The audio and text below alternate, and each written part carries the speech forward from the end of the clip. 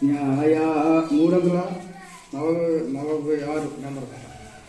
న్యాయాధిపతి అయిన దేవుడు నిన్ను తీర్పు తీర్చే వేళలో ఏ గుంపులో నీ ఉందుకో వీక్షించుకో క్రైస్తవా. న్యాయాధిపతి అయిన దేవుడు నిన్ను తీర్పు తీర్చే వేళలో ఏ గుంపులో నీ ఉందుకో వీక్షించుకో క్రైస్తవా.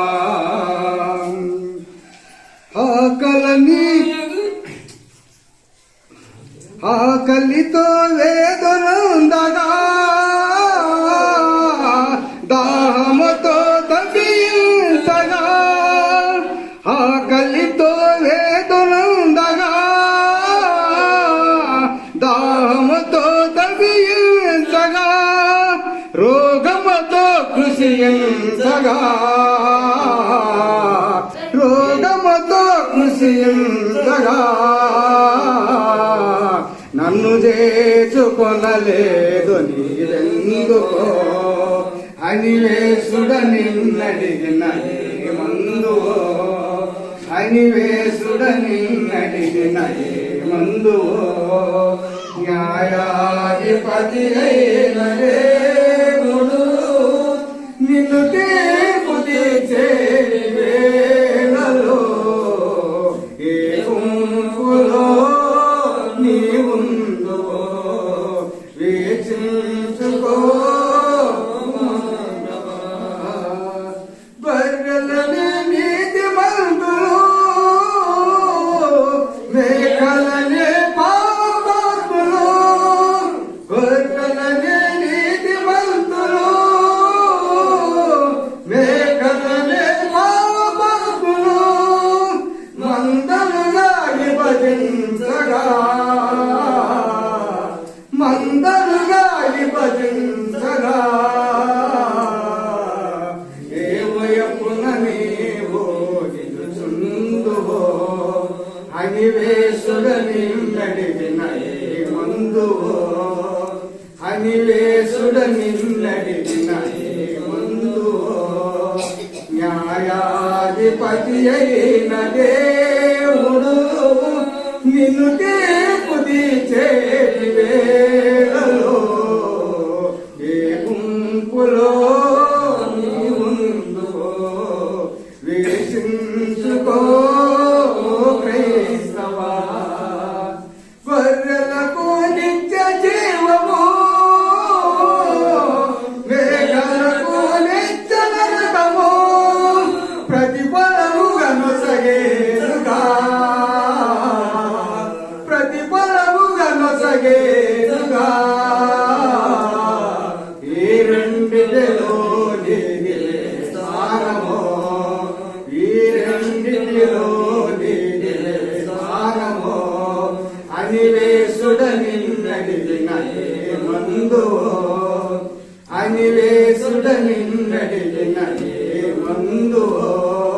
న్యాయాధిపతి అయిన దేవుడు నిన్ను తీర్పు తీర్చే వేళలో ఏ గుంపులో నీ ఉందుకో వీక్షించుకో క్రైస్తవా.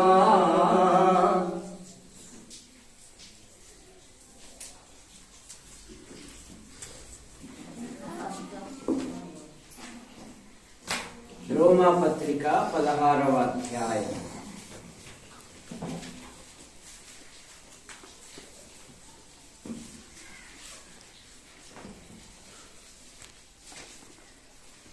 మొదటి 2 వచనాలు.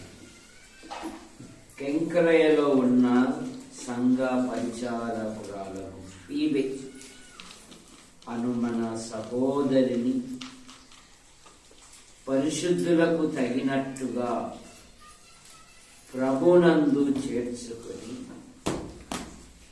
ఆమెకు మీ వలన కావలసినది ఏదైనా ఉన్న ఎడల సహాయము చేయవలనని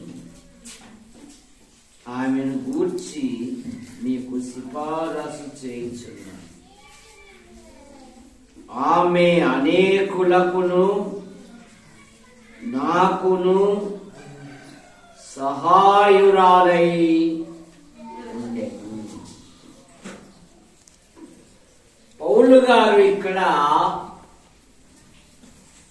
ఒక సహోదరిని జ్ఞాపకం చేస్తా ఉన్నారు. కెంక్రయలో ఉన్న సంఘ పరిచారకురాలకు ఫీబే. ఫీబే అనగా ప్రకాశించుట లేదా ప్రకాశము గలది అని అర్థం. ప్రభువైన యేసుక్రీస్తును అంగీకరించిన పిల్లలు వారి ఆధ్యాత్మిక జీవితములో ప్రకాశించేది వారుగా ఉండాలి. ఎలా ఉండాలంట? ప్రకాశించేది వారుగా ఉండాలి. కానీ బుద్ధి లేని కన్యకలు ఏమన్నారు? మా దివిటీలు ఆరిపోవుచున్నవి అన్నారు. బుద్ధి లేని కన్యకలు. మా దివిటీలు, జాగ్రత్త ప్రియుడ, నీ ఆధ్యాత్మిక జీవితములో నీవు ప్రకాశించేదానిగా ఉండాలి. దానియేలు గ్రంథం 12వ అధ్యాయము 3వ వచనములో ఎందరూ నీతి మార్గమును అనుసరించి నడుపుటకు త్రిప్పుదురో వారు నక్షత్రము వలె ప్రకాశించెదరు అనే మాట మనం చూస్తాం. రక్షింపబడిన బిడ్డలు ఇతరులను దేవుని యొద్దకు నడిపించాలి. యోహాను సువార్త 1వ అధ్యాయములో ఆంద్రేయ మొట్టమొదట యేసు ప్రభువును తెలుసుకున్నాడు. తెలుసుకొనిన వెంటనే తన సహోదరుడు సీమోనును యేసు ప్రభు దగ్గరికి తోడుకొని వచ్చాడు. కనుక ఆత్మల సంపాదకులు సంఘములో ఉండాలి. నేను రక్షింపబడినాను, నేను ప్రభువులలో పాలు పొందుతున్నాను, విశ్వాసిగా కొనసాగుతున్నానంటే కాదు.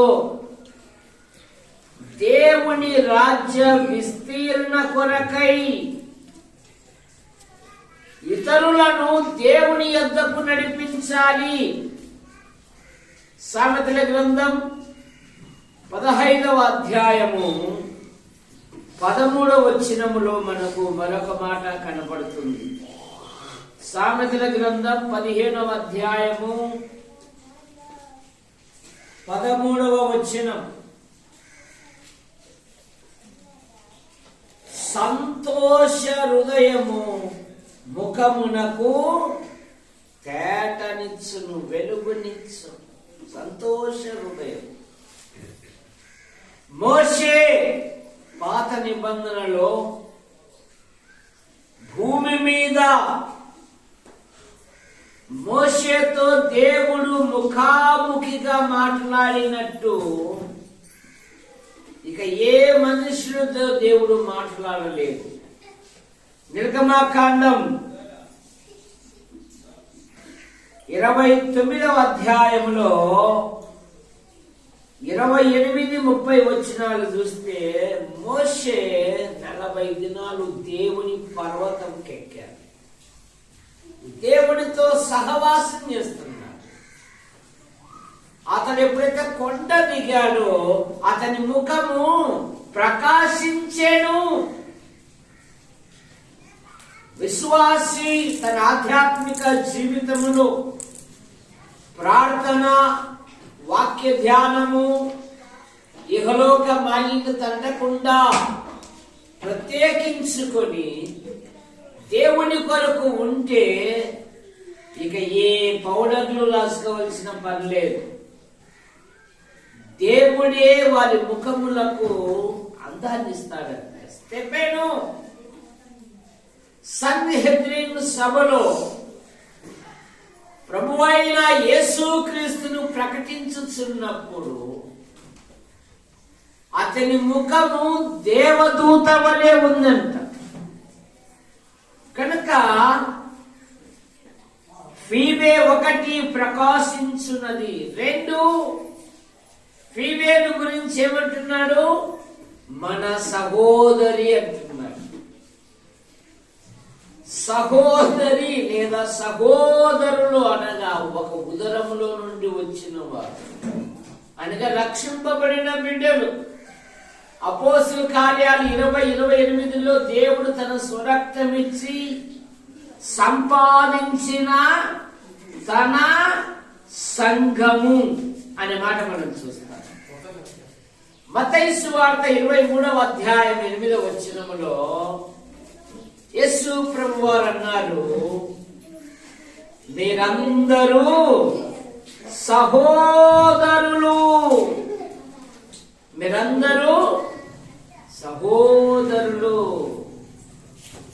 3వ మాట వస్తే ఆమె సంఘ పరిచారకురాలు అని.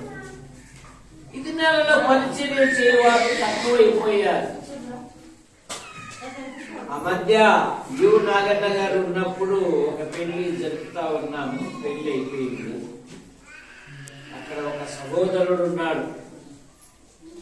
అతడు చూస్తే 10 మంది కొట్టేటట్లుంటాడు. బాబు, నేను సంతకాలు పెట్టించుకుంటాను, నువ్వు పాట పాడు అన్నాడు నాగన్న గారు. నేను పాటను అంకులు అంటున్నాడు. ఎందుకు పాడవయ్యా అంటే, నేను పాడితే చెమటలు పడతాయి అంకులు. ఏం పడతాయి? ఇప్పుడు మనకు కూడా ఎట్లుంది, కరెంటు పోయినందుకు నువ్వు వదిలేస్తే చాలు స్వామి, మేము బయటికి వెళ్ళిపోతాం అన్నట్టుగా పడ్డాడు కదా. పాట పాడితే చెమటలు పుడతాయి అనే వాళ్ళు దేవుని కొరకు ఏ త్యాగం చేయగలరు? సంఘములో పరిచర్య చేయాలి. సంఘ పరిచారకురాలు. పరిచర్య చేసిన సమూయేలు దైవజనుడయ్యాడు. యెహోషువ నాయకుడయ్యాడు. ఎలీషా ప్రవక్త అయ్యాడు. కనుక సహోదరులు, సంఘములో అనేకమైన పరిచర్యలు ఉన్నాయి. మా సంఘములో ఒక మహిళా పోలీసు ఉంది. కొందరు ఉద్యోగులు ఉన్నారు. వాళ్ళు ప్రతి శనివారం వచ్చి, కొందరు భార్య భర్తలు వస్తారు, మందిరాన్ని శుభ్రంగా ఫినాయిల్తో కడిగేసి, బాత్రూములు కడిగేసి వెళ్ళిపోతారు. మళ్ళీ ఆదివారం మామూలుగా వచ్చి కూర్చుంటారు. ప్రతి శనివారము అయ్యే ఈరోజు మా కుటుంబం వస్తుంది. ఒక అమ్మాయి మహిళా పోలీస్, ఇంకా 2 ఉన్నతమైన ఉద్యోగాలు చేస్తారు సహోదరి. మేము సంపాదించేట్టున్నా మాకెందుకు, ఒక 50 ఇస్తే యువతకు దొరికింది దేవదానం గారు అన్నారు. అమ్మో, ఇది దేవుని పని అండి, నాకు దొరకని భాగ్యమని చేస్తారు. దేవుని మందిరములో పరిచర్య ముఖ్యము. ఈమె పరిచారకురాలు. మందిరంలో పరిచర్యే కాక అనేకులను దేవుని ఎందుకు నడిపిస్తుందంట. ఇందాక ఉదయం చెప్పాను కదా, అబద్ధాలు చెప్పేటోళ్ళని చూడండి, ఎవరన్నా నమ్ముతారా? నమ్మరు. ఎవరన్నా కూలికి పెట్టుకుంటారా? పెట్టుకోరు. కానీ ఎంత నమ్మకంగా సేవ చేస్తారు. పని కట్టుకొని, ఏం కట్టుకొని? పని కట్టుకొని, పని మానుకొని, పని మానుకొని ఇంటింటికి వెళ్ళి దుష్ప్రచారం చేస్తాం. దేవుని పనిలో ఎప్పుడైతే నువ్వు చేస్తావో నీ కుటుంబాన్ని దేవుడు ఆశీర్వదిస్తాడు. ఇది దేవుని పని అని భావించినప్పుడు కనుక ఈమె పరిచారకురాలు. అంత మాత్రమే కాదు, 4వ మాట, ఈమె నాకును అనేకులకును సహాయురాలు అంట. దైవజనునికి సహాయకురాలుగా ఉందంట, అనేకులకు కూడా సహాయకురాలుగా ఉందంట. అందుకే నేను చెప్తూ ఉంటా, నీ జేబులో కాసులు ఉండంగానే, నీ ఒంటిలో ఆరోగ్యం ఉండంగానే, నీ ఇంటిలో గుప్పెడు బియ్యం ఉండంగానే దేవుని పనికి ఉపయోగించి దేవుడు ఆశీర్వదిస్తాడు. ఎబ్రీ పత్రిక 6వ అధ్యాయం 10వ వచనములో, మీరు చేసిన కార్యము అనగా మీరు పరిశుద్ధులకు ఉపచారము చేయించు తన నామమును బట్టి చూపిన ప్రేమను మరచుటకు దేవుడు అన్యాయస్తుడు కాడు. ఆమె నాకును అనేకులకును పరిచారకురాలు. ఇప్పుడు 5వ మాట ఏమంటున్నాడంటే, ఈమె వృద్ధాప్యములోకి వచ్చి ఉండొచ్చు. ఆమె మీ వద్దకు వచ్చింది, మీ వలన ఆమెకు ఏదైనా కావలసిన ఎడల ఆమెకు సహాయం చేయండి అంటున్నాడు. ఏమంటున్నాడు? ఆమెకు సహాయము చేయండి. 6వ మాట, ఇటు వారిని మీరు సన్మానించుడని సిఫారసు చేస్తున్నాడంట. కాబట్టి మన కుటుంబాలలో, మన సంఘాలలో, మన పిల్లలకు బాల్యం నుండి దైవిక క్రమము నేర్పాలి. ప్రార్థన చేసుకుందాం. ప్రార్థన. ప్రేమించిన మా తండ్రి, మీ నామాన్ని బట్టి మీకు స్తోత్రములు. 5, 6 తేదీల కొరకై అనేక దినముల నుండి ప్రార్థించి తిని ఈ ఉదయం జరిగిన కార్యక్రమాలను బట్టి మీకు స్తోత్రములు. తెనాలి నుండి సహోదరులు ప్రయాణములో ఉన్నారు, వారి ప్రయాణాన్ని దీవించండి. కట్టుపల్లి యోహానంకులు, రాజాబాయాన్ని మీ పిలుపు తీసుకున్నారు. వారి కుమారులు, వారి భార్యలు, వారి సంతానం, వారి కుమార్తెలు, వారి భర్తలు, వారి సంతానములు దీవించండి. కనకమ్మకుంటున్న ప్రతి బలహీనత మీరు ముట్టి స్వస్థపరచండి. శారోనమ్మను దీవించండి. మ్యాథ్యూ హెన్రీ గారుకుంటున్న ప్రతి బలహీనత మీరు ముట్టి స్వస్థపరచండి. దేవా మీకు స్తోత్రములు.